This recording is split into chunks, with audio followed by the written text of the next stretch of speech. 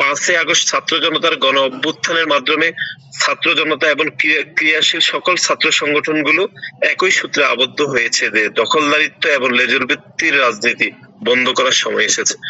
কিন্তু তার বিপরীতে আমরা দেখলাম একটি পক্ষ সারা দেশের সকল ক্যাম্পাসগুলোতে তারা রাজনীতি বন্ধ করতে চায়। আমরা এটি দৃঢ়ভাবে প্রত্যাখ্যান করেছি এবং ঢাকা বিশ্ববিদ্যালয় কর্তৃপক্ষ গতকাল যে সিদ্ধান্ত দিয়েছে সেই সিদ্ধান্তকে আমরা প্রত্যাখ্যান করেছি।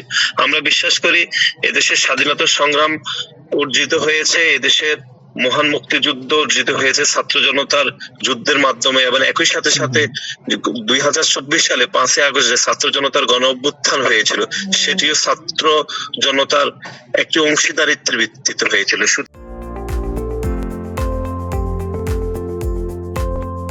সুতরাং কোনোভাবে ছাত্র রাজনীতির বন্ধের মাধ্যমে কোনো সুফল পাওয়া যাবে না বলে আমরা বিশ্বাস করি।